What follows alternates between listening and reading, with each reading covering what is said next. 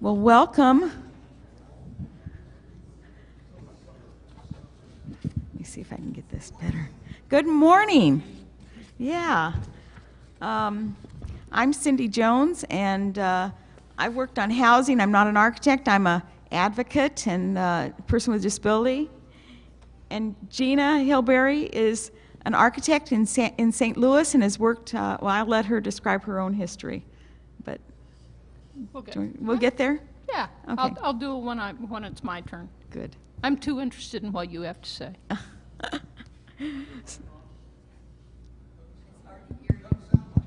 Is that better? Yes. Okay, I just have to get closer. Closer. Let's see. We're going to start with what's universal design, and we're going to go through some of the background on housing, kind of the big picture, and then we're going to narrow down into the individual housing elements.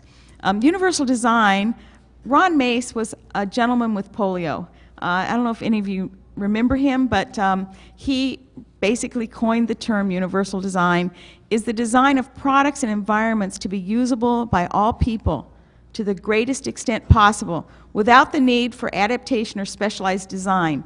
That means that when it's good for everybody, everybody can use it versus your special, adapted, whatever.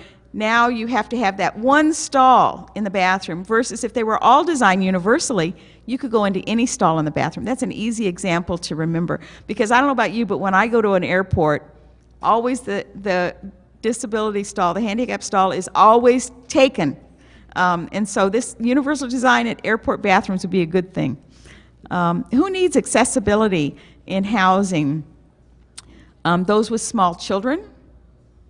If you ever had people with strollers and the children that are in them, they like our big stalls too. Those recovering from surgery or accidents, those who are aging, those with a permanent disability, those who have family members or friends with any of the above needs. Basically, almost everybody, if you live long enough, is going to need accessibility. A little bit about income, because income has to do with who can afford what in terms of housing. Income for people with disabilities is about 47 cents on the dollar. You hear a lot about the gender gap, but this is the disability gap. And there's also a men versus women gap. This is a little bit old data, but the new data is not much better. This is I'm using Census 2000. When it went to 2010, the definitions of disability changed. So it went from having 19% of people with disabilities down to 10% of people with disabilities. I don't really believe the number of people with disabilities went down by 10% between the two census. I think the definitions changed in such a way that not everybody with a disability was counted. Disability statistics. This is kind of an interesting thing. This has to do with under 20. Just about 10% of people under 20 have a disability.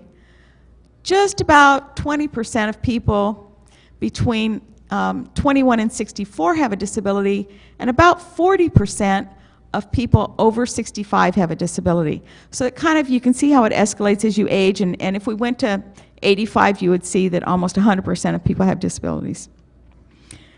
Disability is younger than you think, and this is where housing really starts to become impacted. 65% of those with a disability are between 21 and 64. Over 65 is about 25% of the total disability. You know, if you take everybody with a disability, 65% are working age. 25% are over 65 and 10% are under 20. But the predominance of accessible housing is for seniors and was done for people over 65. So if you're younger than 65, then you're really not eligible for some of the housing that was developed. Now, most of us with polio, hey, we're aging into that 65 group, so we're getting to be golden in the accessible housing arena. American families, just about 11% of all families with children include at least one parent with a disability. Just about 30% of all families have at least one member with a disability. What that tells you is about a third of all housing units or family units need accessibility of one kind or another. 49% of wheelchair users must use steps to get in or out of the place they live. I mean, that's like craziness, but that's what the statistics tell us. What do you mean use steps? You mean they have to have They- an extra ramp to get over the steps? They have to have an extra ramp to get over the step, or they don't get out of their house unless they have someone to come and help them. So the independence of use is a big deal, or else the cost. And of course, there's a lot of issues around being able to put in ramps. Legally, you're allowed to, but that's a whole other issue of affordability and kind of pushing the element that allows it. Only roughly 3% of Americans live in homes with any kind of accessibility features. That includes sloping sidewalks, wide doors, elevators or stair lifts, handrails, or raised toilets. As a result of shortage of accessible housing, a lot of people are forced into nursing homes. Like, that's a great deal, right? That's a real cost-effective alternative. So a lot of the work on accessible housing really impacts the long-term financial viability, not only of the individual, but of the federal government, who pays for a lot of the nursing home or skilled nursing facilities. The newer housing tends to be accessible.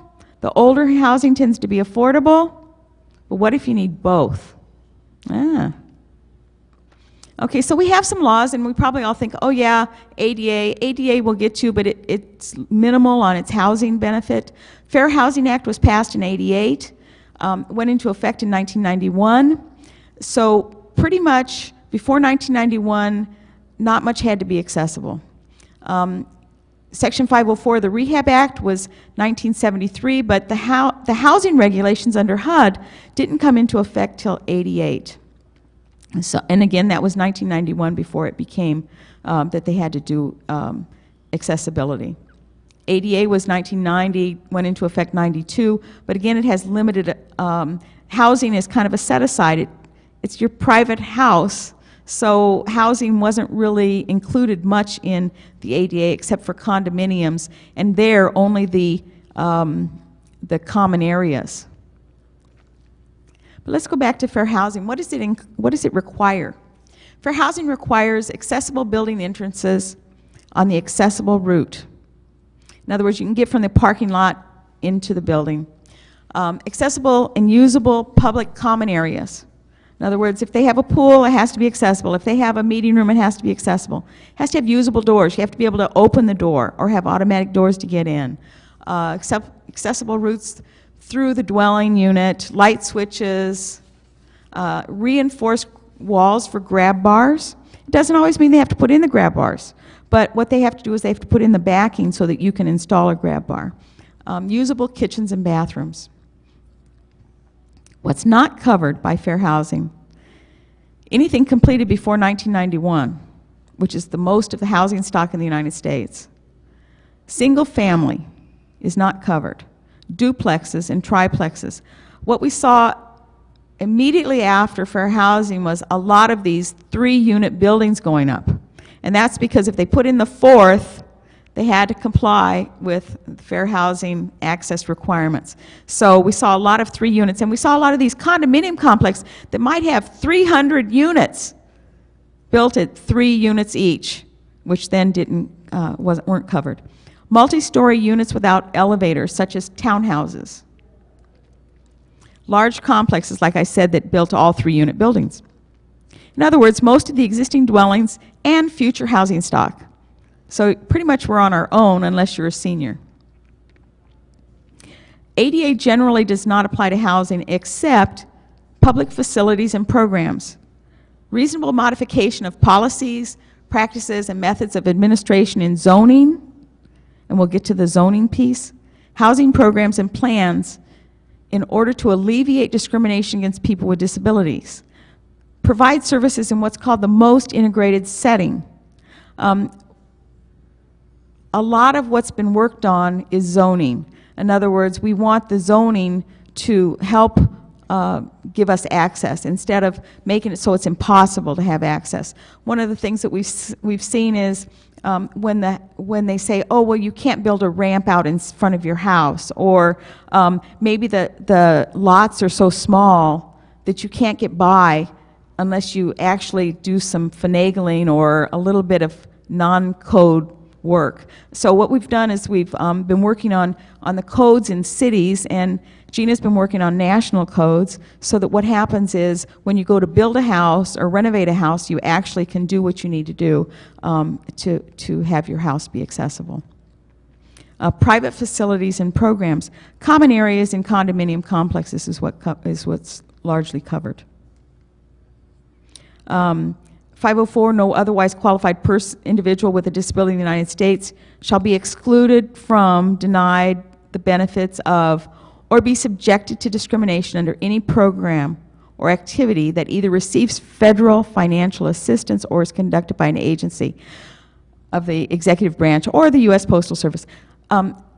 This goes into the HUD and federally funded housing, and that's where we've seen some benefits. In HUD, people with disabilities must be given priority.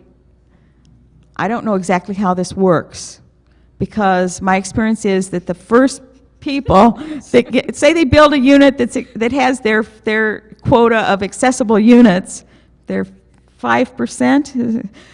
So the first group that moves into that unit, they meet this priority, because the people who have built it kind of have a requirement that they make sure that those units are, in fact, occupied by people with disabilities.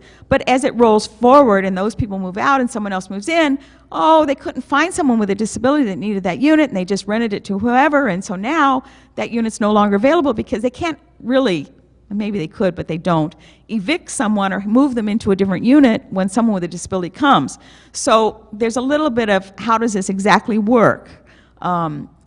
People with disabilities, in my experience, are seldom given priority for the few accessible units that are available. In a tight housing market, and I'm from San Diego, I would say it's one of the tightest housing markets in the U.S., many owners or managers are really not inclined to market to people with disabilities for their accessible units, because they can, they can pretty much rent it to anybody. There's usually a line waiting, so they're not really out there hunting for that one person who needs that unit. There's some fair housing guidelines you can get, and this is an older one. I'm sure there's newer. Fair housing covers in all new public and or private construction of multifamily buildings, all ground floor units must be accessible if there's no elevator. In other words, if it's 2 or 3 stories, I don't know if 3 stories you can build without an elevator anymore. You can? Okay. You still can. Well, if it's a multi-story building, no elevator, the ground floor has to be accessible, every unit, because they figure you can't get to the top one, so they have to do that. And that was if it's occupied after March 13th, 1991, and has 4 or more units. Now, if you say March 13th, 1991, when you go to a building and it's not really accessible, how do you know if it was occupied before March 13th or not? I mean, that's a little tricky, and you usually can't go through. I mean, you can find the documents, but most of us as private citizens are not going to go through all that to find out, well, was this building supposed to be accessible or not? The other piece of this is all new public or private construction of multifamily buildings. All units must be adaptable if the building has an elevator and has 4 or more units. Another piece has to do with discrimination by design, and that is, most of us have probably felt this at one time or another. Discrimination includes a failure to design and construct these multifamily units that were after 1991. Discrimination includes a failure to design and construct the covered multifamily units in a manner which includes the specific features of accessible design delineated in the Fair Housing Act. In other words, maybe they failed to do this. We had, and I think there's been several around the nation, complaints, and I'll talk about this in a second, where they did brand new buildings, they were absolutely covered, they didn't do what they were supposed to do, there was a lawsuit, and they had to make they had to make changes in these brand new buildings. Now, if there was no lawsuit or no one filed a complaint, then they were free. They were golden. So that comes to who does the minding of these. Who's responsible for the design? Legislators and policymakers, architects, builders and contractors, owners and managers. We all know what discrimination looks like. It can be inaccessible housing, the inability to get modifications or rules changed. Maybe you have a service animal and they say, oh, we don't allow pets in this building. Well, that's not exactly true if you have a service animal. They have to allow the service animal. We don't want our condo complex to look like a nursing home. I don't know if any of you have heard that. We have. Being forced to live in a nursing home because you can't find accessible housing. After these codes went into enforcement, people with disabilities increasingly filed HUD fair housing complaints until they became the single largest group of complaints filed from 1999 to 2000, amounting to 42% of all complaints filed. Now, you know about racial discrimination or ethnic discrimination, gender discrimination with families with children. So of all the groups, religious discrimination, of all the groups that could file HUD complaints, people with disabilities became the largest single group in between 1999 and 2000. Transportation impacts housing. So what we need to look at is accessible housing on transportation routes. But that's rarely considered. You know, I mean, I don't know how many of you use paratransit or public transit in your neighborhoods. Well, if you do, it's important to have the accessible housing on public transit routes, or you'll be in trouble. I'm going to skip over this. Well, let me go back. Okay. An interesting thing is that nursing homes get some priority money from HUD. And this is really crazy because who wants to live in a nursing home? Not many people. With current housing stock, nursing homes may be the only option that are accessible. Without accessible housing, the cost is shifted to the county, state, and federal government. That's me and you. Nursing home vacancy rates have been steadily increasing until in 2001 they reached 19%. Okay, so they have plenty of occupancy. If you want to move into a nursing home, they can take you today because they have plenty of space available. In spite of this vacancy rate, HUD insured $1.8 billion with a B dollars in financing in 2002. Now, we would like to see some of this money shifted to people who want to stay in their own home, maybe home modifications and all kinds of other things that could help us. But instead, that money is going to nursing homes. We talked about that. For house, oh, I'm going the wrong way. Sorry, guys. I thought I saw that one before. This brings us to visitability, and I don't know how many of you have heard about visitability. You've all experienced it if you have a disability, I'm sure. Because visitability means you can go next door to your neighbor and have dinner. If you do not have visitability in your neighborhood, that means they have to come to your house, right? Okay, so back in '86, there was a woman named Eleanor Smith who had polio, actually. She was a polio survivor, and she had an epiphany. You know, ever since she was a child, she couldn't visit her neighbors' houses. And she was driving down this street, and they were building this whole subdivision. And all of a sudden, she stopped the car, and she said, all of these houses could be built visitable. I mean, they just have to think it through ahead of time. Well, were they being done that way? No. You know, same steps in the front, same steps in the back. So she coined the term visitability, and she worked to create this trend nationally and through legislation to get visitable guidelines.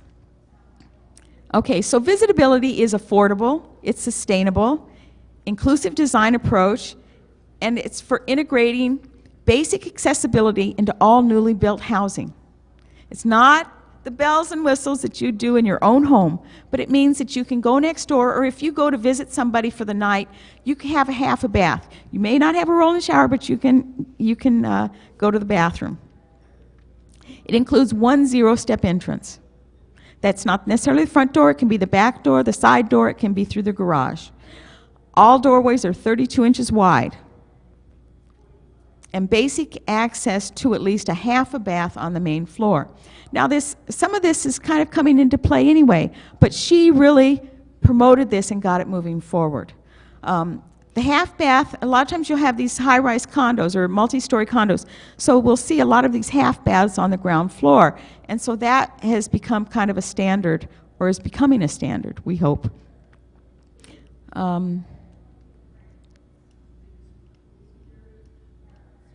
What's it cost? Well, you can go and look it up, but I'm going to give you the bottom line. It's less than you think. For new houses incorporating a zero-step entrance, all passage doors with 32-inch wide doors, and at least a half a bath. Now, the 32-inch wide door, I want to say, that used to be a big deal. They don't, that's not standard. Well, now it's kind of getting to be standard, so it's cheaper. In the old days, it wasn't standard. You had to order a special door. Well, now you can just kind of go get one. These costs assume that the house plan already provides a half bath on the main floor of these multi-story townhouses. A zero-step entrance can be $0 if it's designed right in the beginning. If you have a basement or crawl space, it can be about $250. 5 doors for the 32-inch wide instead of whatever they're going to put in is about $2 a door. This is from Eleanor's website. It's called concretechange.org. And so, basically, for very minimal cost, even if you double this, it's cheaper than modifying later. So everybody should be advocating for visitability at the very least in your communities. Concretechange.org is a big site that you can use. Ragged Edge magazine has some stuff, and we used to run a site called Accessible Society, accessiblesociety.org, and you can go on there and look through. It's still up, but it's not what I would say current. When we were in San Diego, I got on a task force for the housing task force in San Diego. It's part of the zoning department, plan check. And what I realized was, and I can't really show this because it's too complicated, but we thought we could get visitability done, and we realized it was really hard. The developers and the contractors were really opposed. So then what we did is at first we thought, well, we can cause the zoning to say, you have to do this. Well, your home is your castle, and it's really hard in the U.S. to regulate single-family or even multifamily dwellings for 1 or 2 or 3 units. So what we did was we decided to do a carrot instead of a stick. What we did is we devised incentives for developers to do either visitability or accessibility. And so there was a quadrant. There was 4 things you could do. We only gave them credit if it was 50% or 100%. If you do half of your units visitable, you got to maybe do an easement. You didn't have to have a 5-foot easement, and I can't remember all the easements because it depends on where part in the city you are, but maybe it's a 10-foot easement. Now you only have to do a 5-foot easement. Or if you had a height limitation, maybe there was a 3-story height limitation. Well, maybe you could add a 4th story.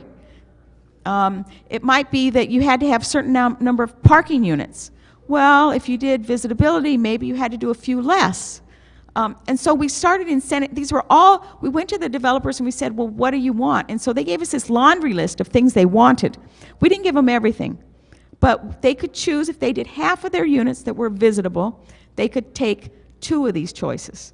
If they did 100% visitable, they could do 3. And if they did 50% accessible units, again, they got more perks, and if they did 100%, they did more still.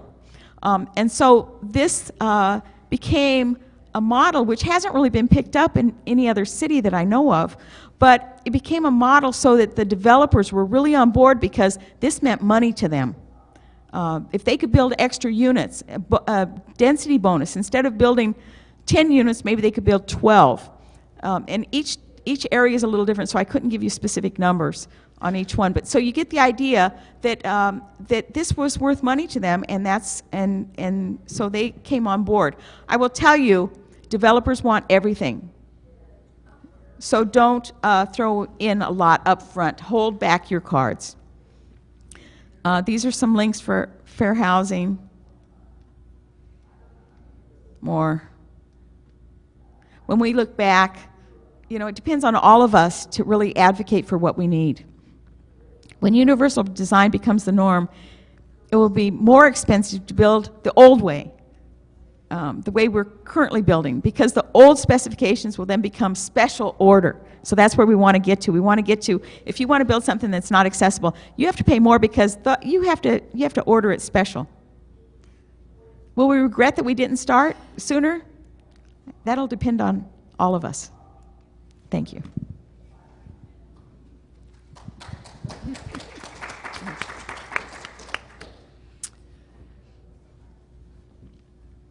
So Cyndi has given us kind of a broad brush look at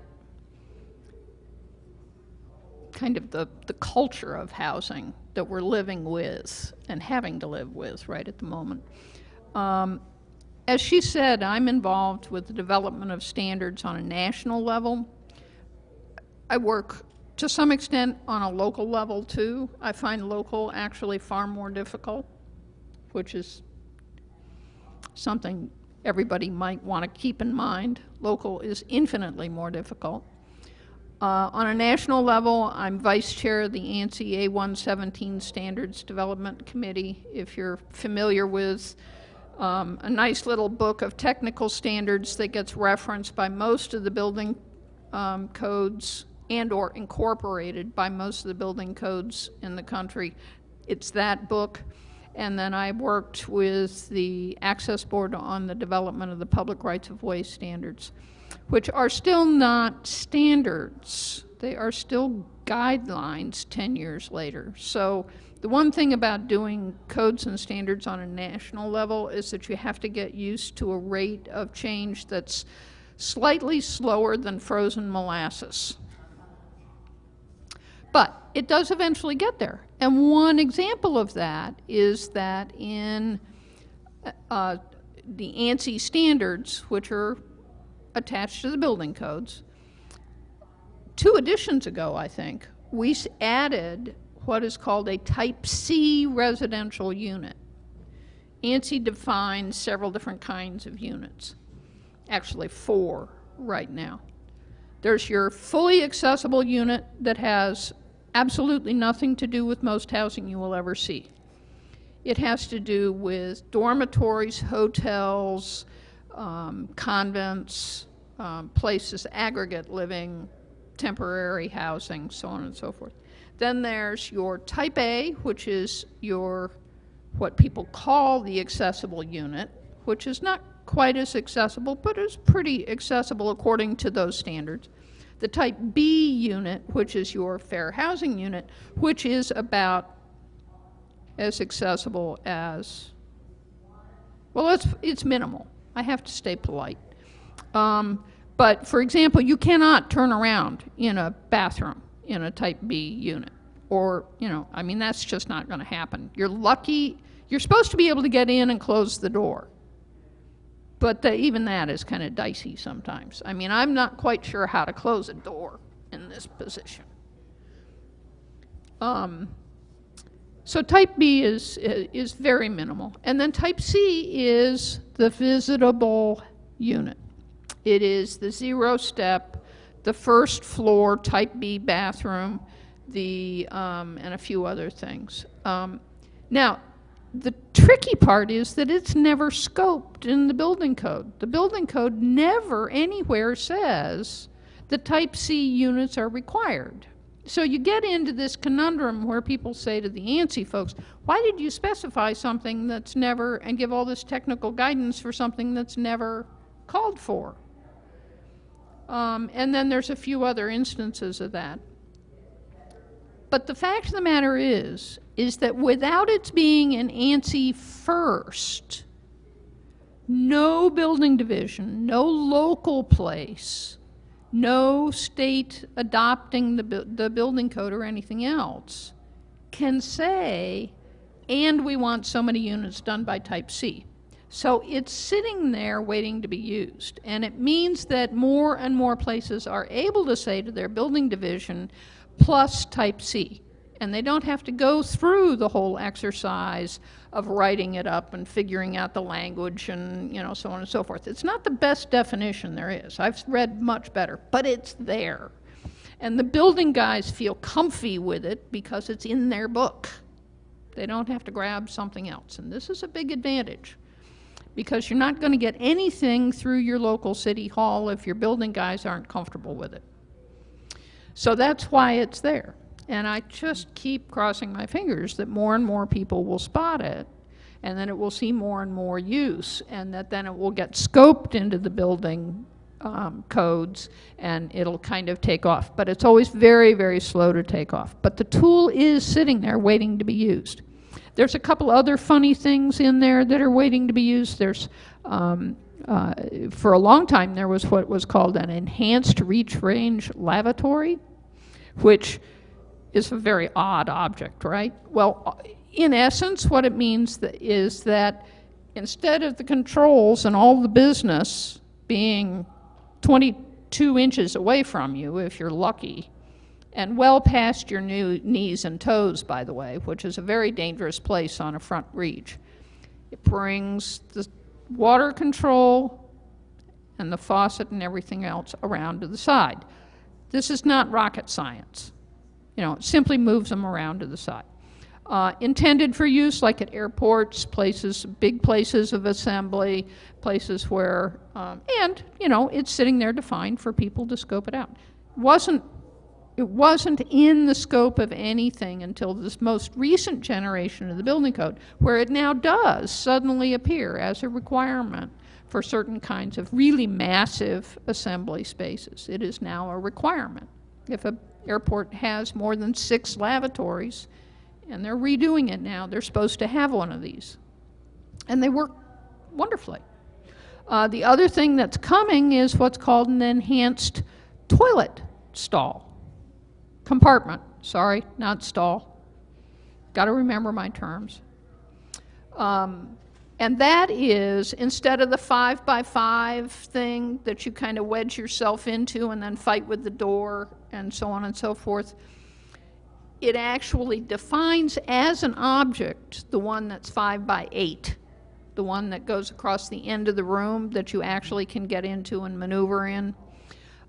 It was brought to the ANSI committee by a gentleman on the East Coast who pointed out sweetly that in a 5x5, by the time he does a front transfer, by the time he gets into position, his chances of ever getting the door closed are completely erased, because part of his chair is still out the door.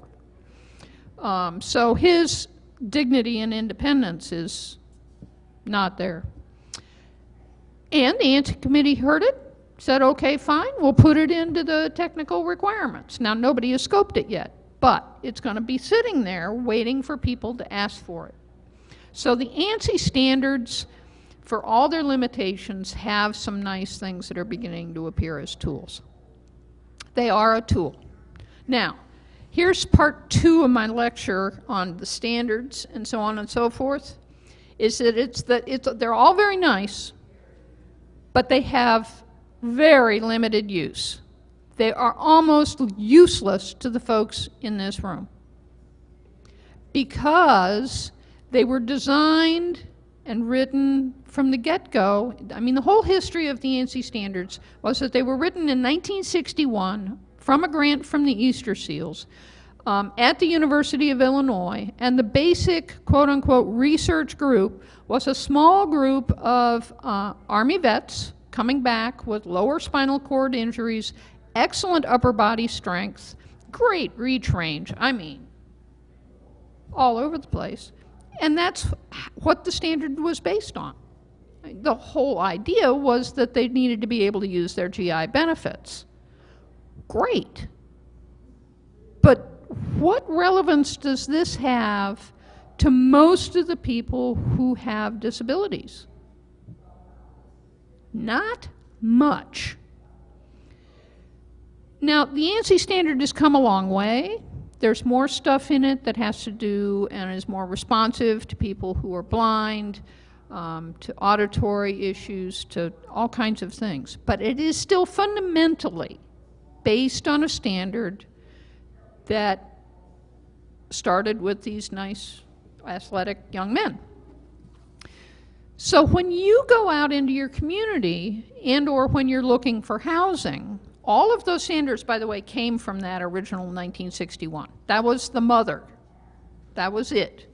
It was added to in 76 by some research in Syracuse. It was added again with a little bit of research in the 80s, and then it wallowed with nothing for a long time, and just recently there's been a wonderful report done again out of the same group, interestingly enough, who did the Syracuse study, out of Buffalo, who did a report on the anthropometry of wheeled mobility assistance device users, or something like that. But again, it's a very specific population. So now we come around to you and the design professional and the people in your community. And the fact of the matter is that me, the architect, am very sorry to tell you this, but under no circumstances should you ever think that the local code guy, your architect, or your contractor knows squat about how to make an environment enabling for you or for people who have disabilities that you're familiar with. So with all this rich history of standards and with all these laws, you're still fundamentally out on your own. So I wanted to talk for a minute about how to fix that for yourself and then kind of circle back to some things that we need to be thinking about carrying back into the community. I hope this is at least part of what you were looking for. I do, by the way, if you're worried about fair housing and if that's a topic on the table that you want to know more about, I do fair housing assessments for the Department of Justice, and if you want to talk after this about how that works and what they're looking for and what that means, I'd be happy to do it, but I've discovered that that is almost universally a deadly topic to any group, so I will stay away from it. Not to mention the fact that it's really useless to you. So, why am I going to say don't trust the professionals? First of all, they're never trained on it. They get zero training on how to be responsive to the demands of a person with a disability. Any one person, let alone how to compromise things within an environment so that it serves people with different disabilities. What they get is they get the book. Now, we've already talked about how wonderful ANSI is. But what they do is they take that book and they think, this is what I need to know. Or they'll take an aging in place class, and there are some out there, you know, and I can't remember the names of all of them, but especially for national home builders or, you know, they take one of these classes. Now, you guys know the answer to this. How much can you learn about being an effective builder for enabling environments in one day? Zero. But what do you do when you walk out the door? You took the class. You've got your little piece of paper. You think you know what you're doing. You've just been given a whole lot of information. You've suddenly realized all this wonderful stuff you didn't know. But what you don't know is that the person who taught the course 9 times out of 10 doesn't know it either. Now, I'm glad they're out there doing it. I'm glad they're out there talking to the temporarily able-bodied who are now aging, who need to think about doing some things, because God knows they need to be thinking about it. But I get really worried that they're really dangerous. I'm so glad to see a nod, because this is real heresy in my community. You cannot have somebody who goes out, has the code book, has taken some classes, come into your home or into your community and trust them to give you a design that will be truly enabling. There are a couple of key things to look for. If the professional comes in the door and says to the community group or to you or to anyone else, who's going to be representing my user experts? Who's going to be here from the group with disabilities to assist in the design process?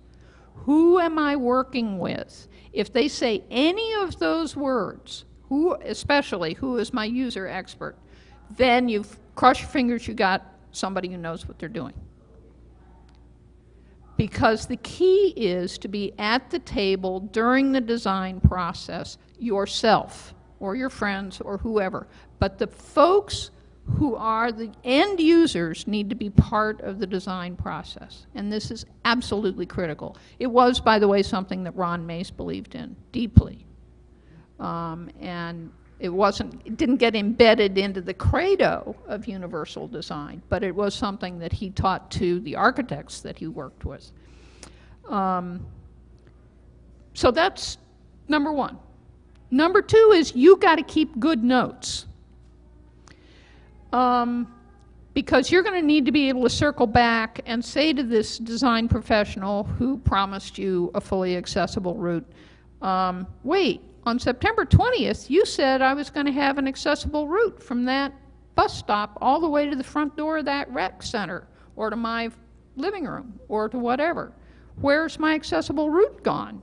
And when they say, well, we took it around the other side of the parking lot because that was a flatter route, you need to be able to say, excuse me, that's not the route taken by the general public. You have broken your promise that you made on September 20th. Where's my route? Now, this is easy to smile about in this room, but it's very, very difficult in reality. If you've got the right professional up there, hopefully it doesn't happen in the first place. And second, if it starts to happen, they will come back and get you and have you help them explain to everybody else why it's so important. Sometimes the professionals have their own difficulties. I will be in a room of people, say the National Park Service or the Department of Justice, or people who know what they're doing and do this all the time. And they will say sweetly, oh, well, we'll put the wheelchairs at the opposite end and people can pick them up there. And I will say, wait, stop, stamina. This isn't going to work. And it's not going to work for all kinds of people. Well, why not? Okay. And if I've got 15 people sitting next to me, all of whom immediately chime in and say, oh, well, that wouldn't work for me, and and make it personal, it works. So I guess I'm asking you guys to be around for your professionals. When you find a good one, stick with them. But also, if you find a professional that doesn't seem to want you around, get real worried. Okay. So how do I define the word expert? That's you. There's some things that I'm expert on because I have my own disabilities. And maybe I know more about those than you do, but that doesn't mean I know yours. So that's my definition, and that's the appropriate definition. Okay, so design issues. The typical approach to design centers around space for wheelchairs. This is great. It works fine and is meaningful for many of us, but it can be oddly construed. You can end up with a big patch of space somewhere that's nowhere close to what you want to get to, and then you can find yourself with no space at all where you have to back out of somewhere that's not the least bit comfortable at all. We're looking at this ramp. We have a backing problem coming up. So getting it in the right space is tricky. I've also had, I've done a lot of design. I've had the good fortune to do a lot of design for some individuals, which is just a blast as far as I'm concerned, because I learn more from that process than I do from any national process or from anything else, because I get to come up with what can really work. And it is almost inevitably what is not in the standards.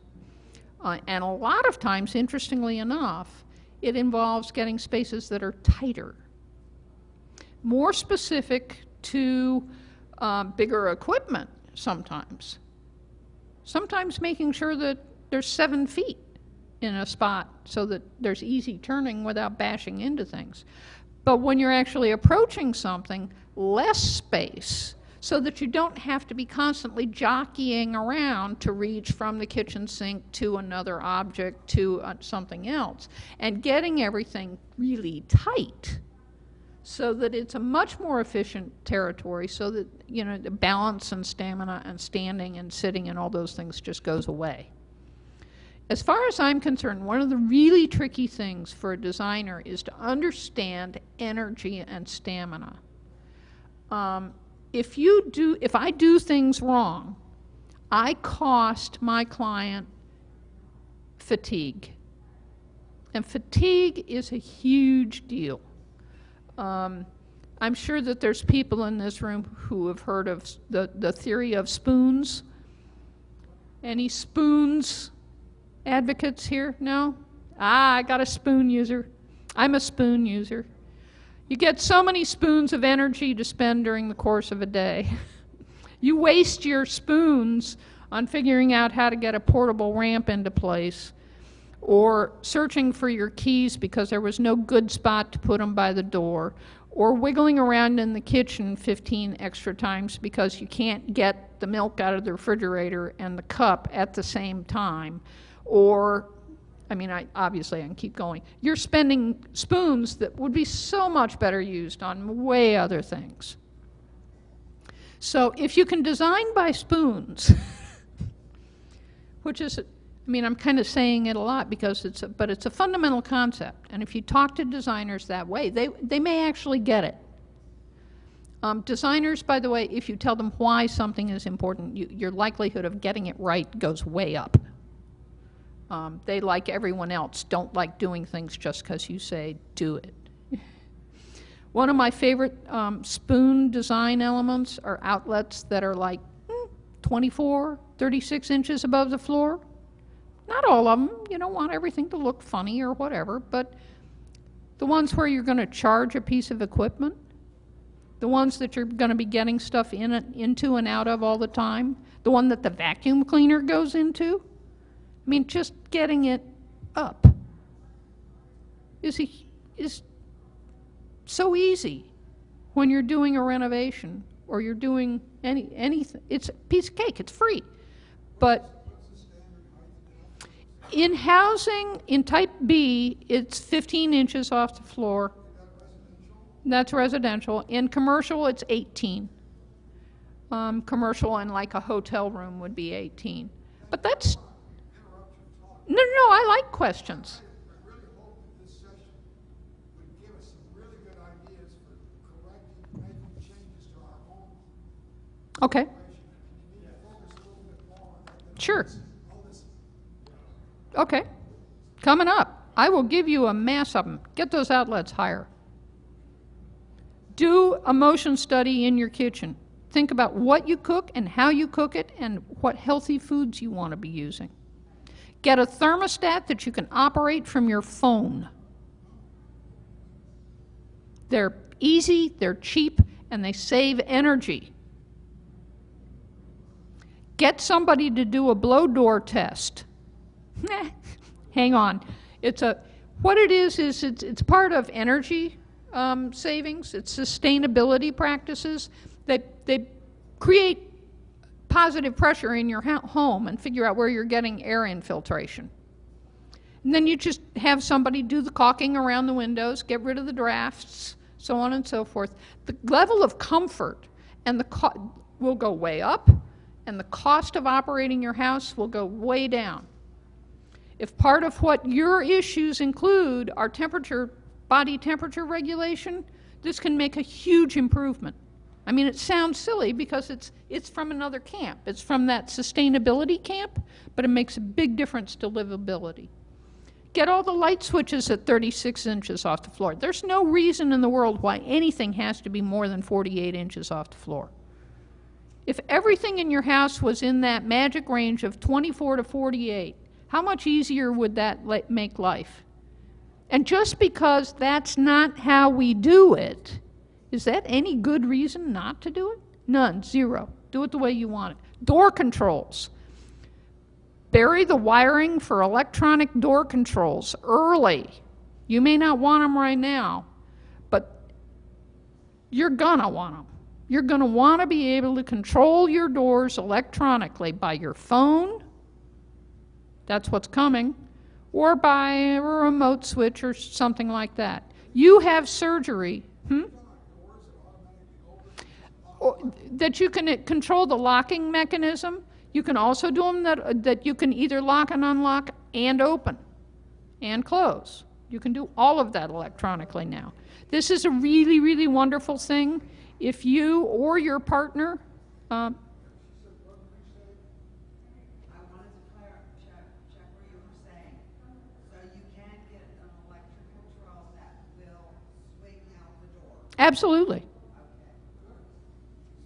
Yes. That one's not free.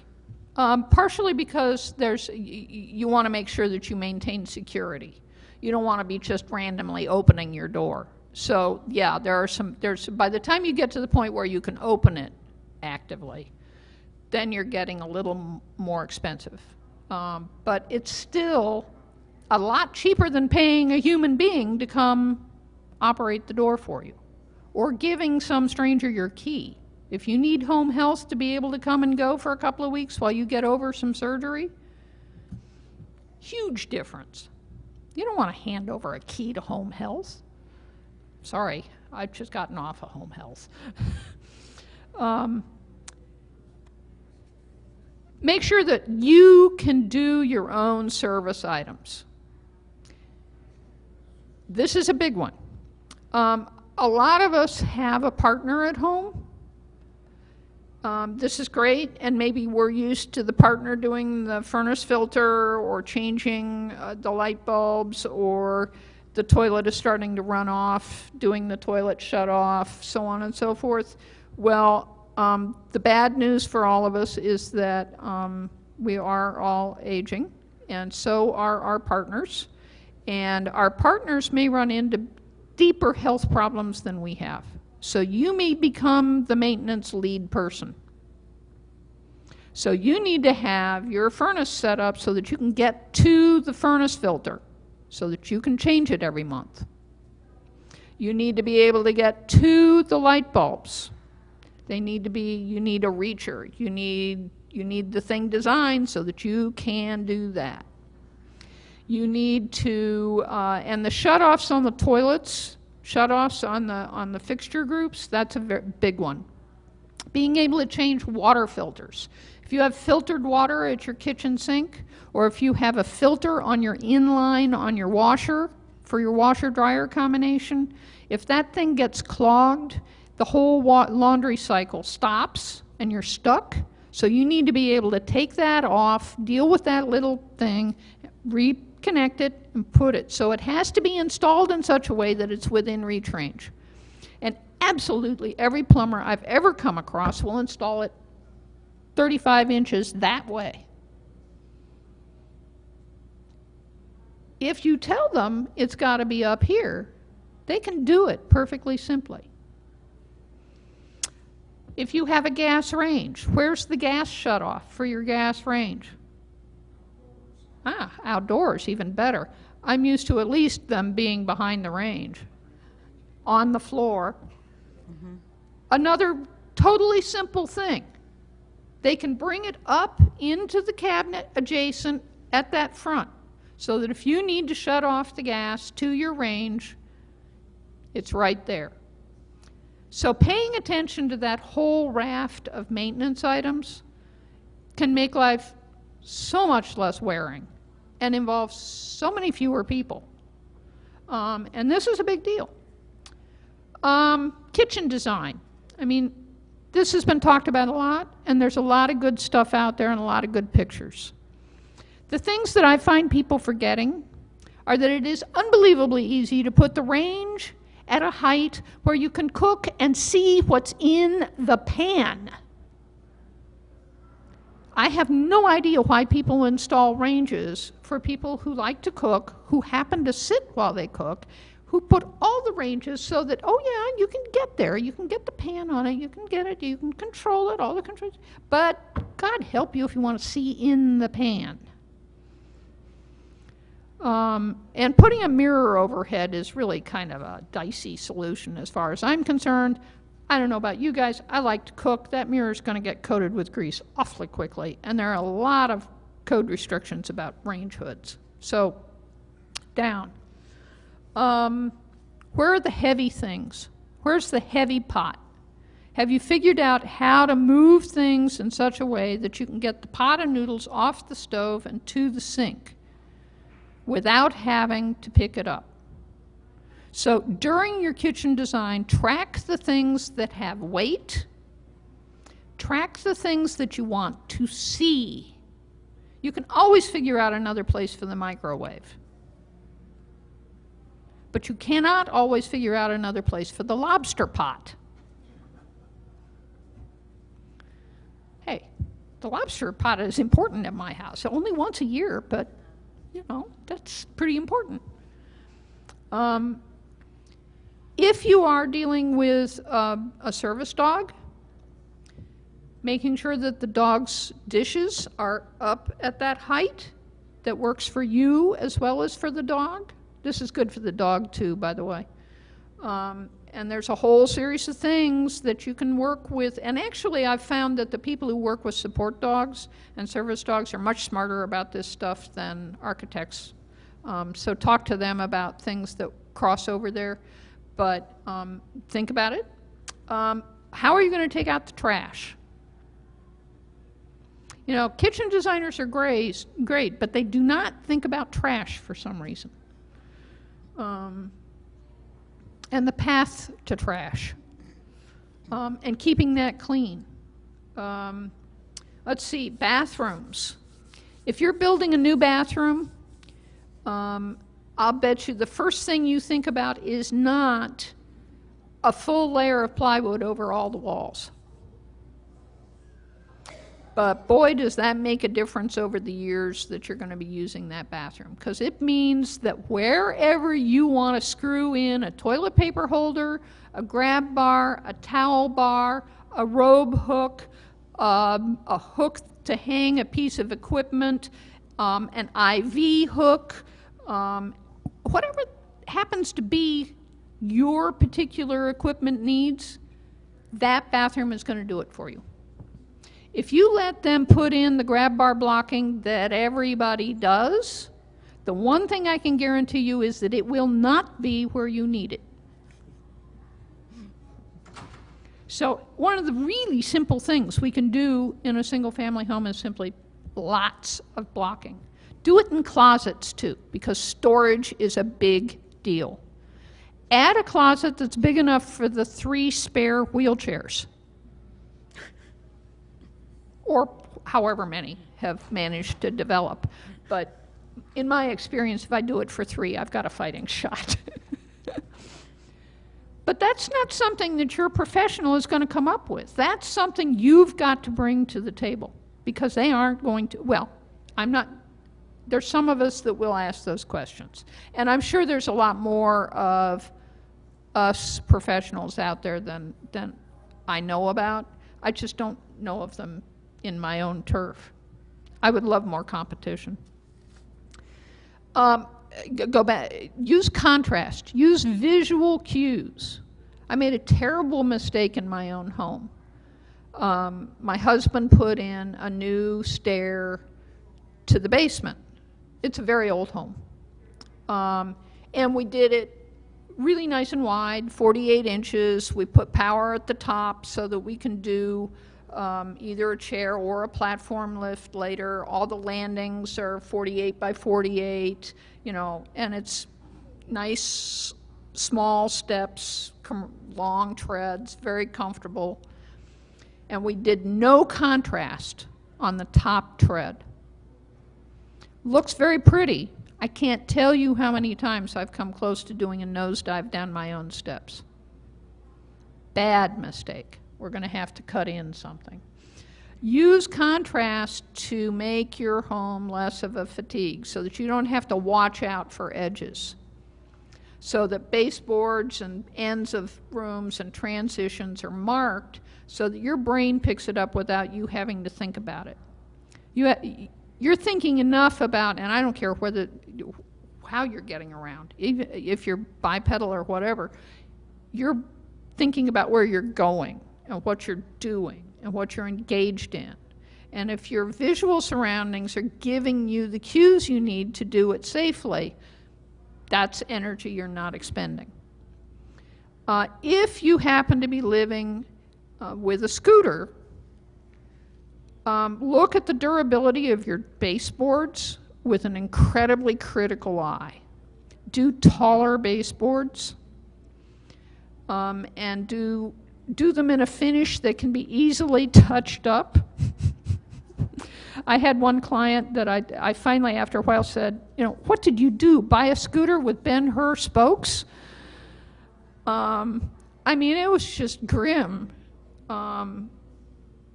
But 2 scooters down the line, this problem went away, and we just refinished all the nice tall baseboards, and you know, everything was fine. But boy, there was a while that I really wondered if they were going to survive. So tall, everything within reach range, visual cues, good light. Now this has nothing to do with disabilities. It has everything to do with the fact that most of the people at this conference are, shall we say, over 55, maybe? Or at least in that range. As we age, our eyes perceive light differently, and our eyes tend to yellow out colors. We no longer see with the degree of facility that we had when we were 15. And that's if we've got great vision. So for that reason, pay a great deal of attention to light. My instinct is to recommend staying away from fluorescents. Fluorescents have a flicker rate that can be very hard on neurological systems. Not necessarily in a way that we recognize right now, but the work that I do with kids with autism, kids with a whole raft of different neurological challenges, have taught me that we underestimate the impact of that flicker on our energy levels and on our ability to see. You know, we're not going to be able to buy anything. LEDs. LEDs, you can still get halogen. You can still, I mean, I'm not saying you have to go buy a raft of incandescents and waste energy. I'm not doing that either. But pay attention to your light bulb selection. Pay attention to the color rendition. They will cost a little more up front, but they will last longer than we will live, which is a nice feature. Some of them will. I mean, some of them, if you don't use them a lot, they'll do another 20, 30 years. There's some astonishing things coming out. Now, may you outlive all your light bulbs. Don't get me wrong. But making sure that you don't have dark corners, making sure your kitchen in particular has good lighting, but do it without doing a whole lot of upper cabinet lighting. My experience is if you're using a kitchen from a seated position, which all of us are going to do as we age, even those of us who don't have to, it's a nice feature. Those under cabinet lights, if they're not done properly, turn into real glare issues. I tend not to use mine because they're a problem with glare. So see if there's any way to solve your kitchen lighting issues without doing that to yourself. All your lighting needs to be set up so that it does not set up glare at this height, this height, this height, and this height. All that. And builders and architects tend to think of lighting in up there, in the 60 inches above the floor range. And they'll set up situations where there's a lot of glare. Get rid of every shiny surface you have, except the bathroom mirror and the bedroom mirror.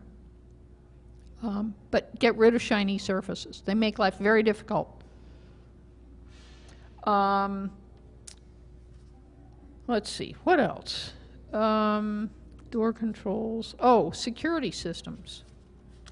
Do not neglect security systems in your household setup, especially if you have, and this is one of those things that I hate saying because it's really not correct, but if you have a ramp on the outside of your house, pay extra attention to your security systems because there's some really nasty people in this universe who take that as vulnerability.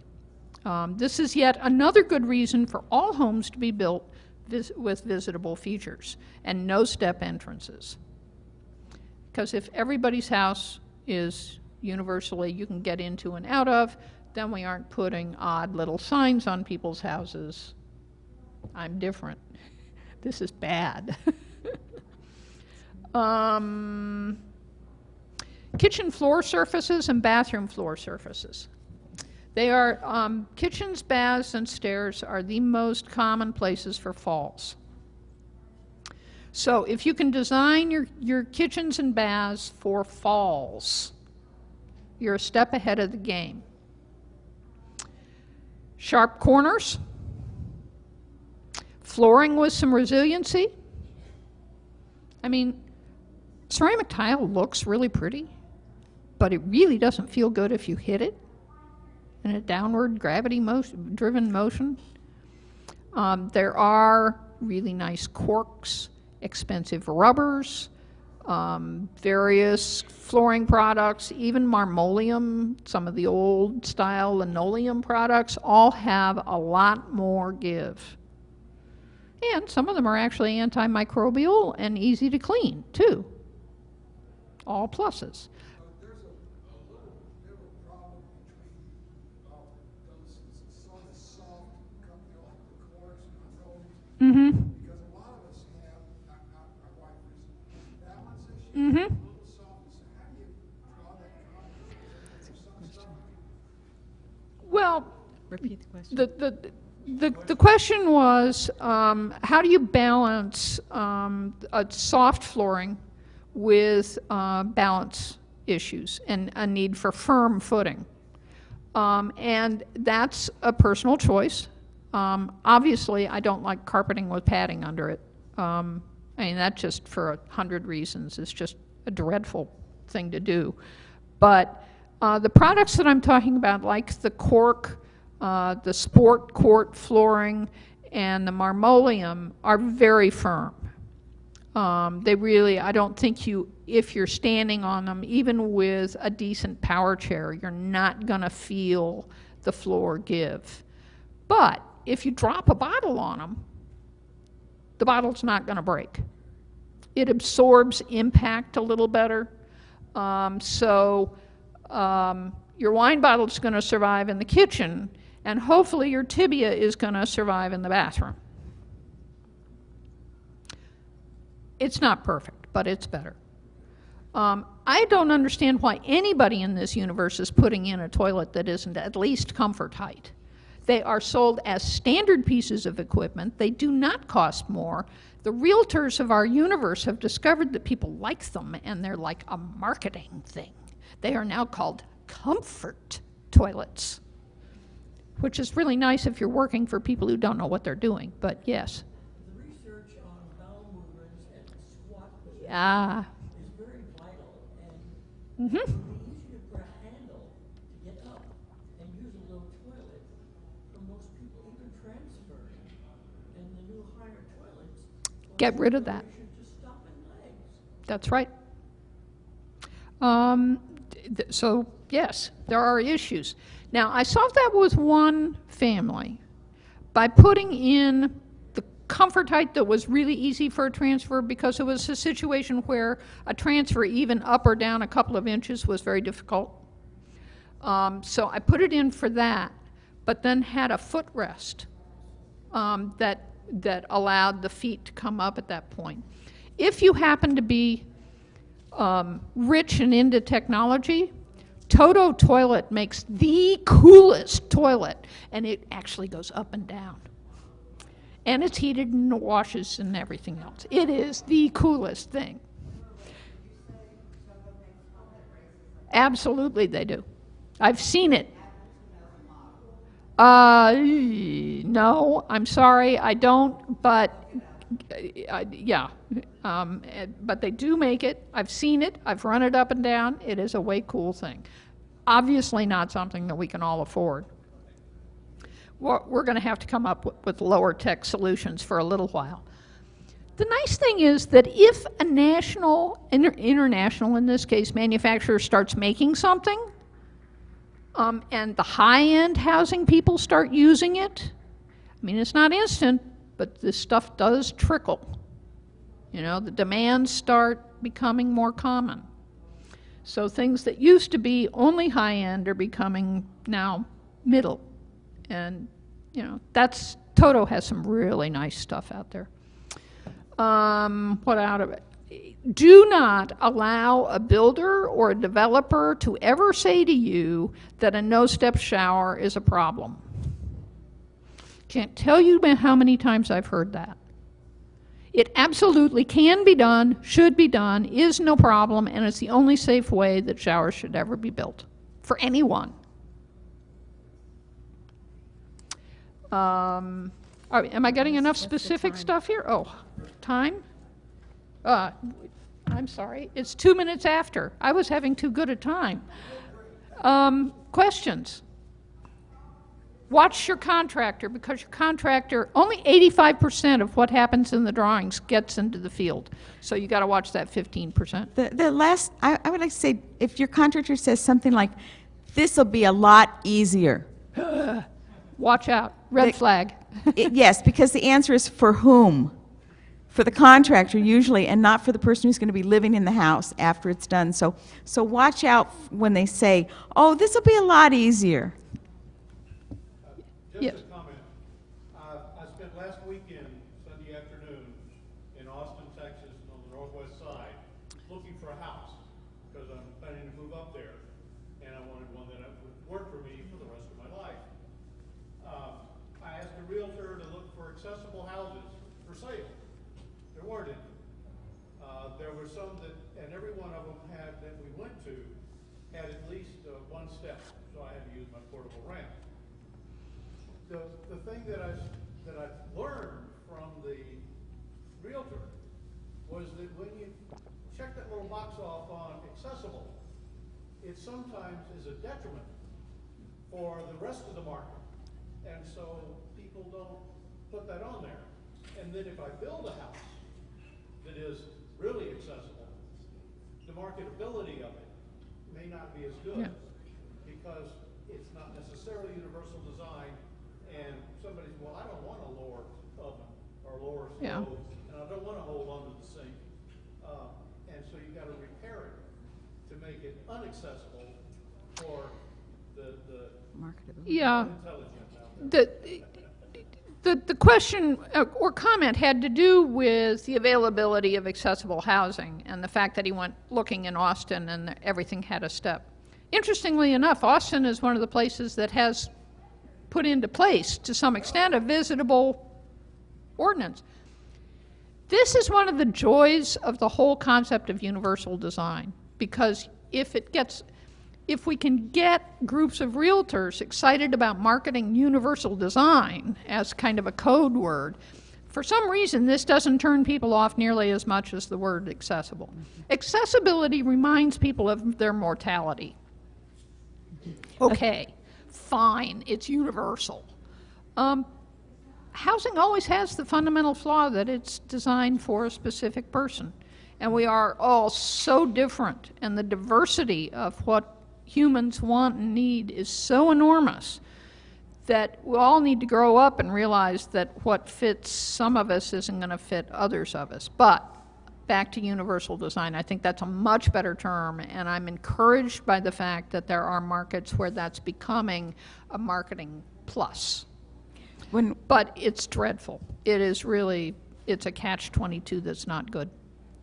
When we were looking for an apartment a few years back in Washington, D.C., and there was a building boom. This was, before '07. We needed an accessible apartment. And it was brand new buildings. And they had the number they were supposed to have, but all the accessible units were the first ones taken. Yeah. And they couldn't say, oh, we can't, well, they could have said by priority, but they just allowed whoever was first to take those units. Yep. And so I would say that the universal design units are actually more marketable. But people don't, you have to have it in the wordage. I mean, how you say it.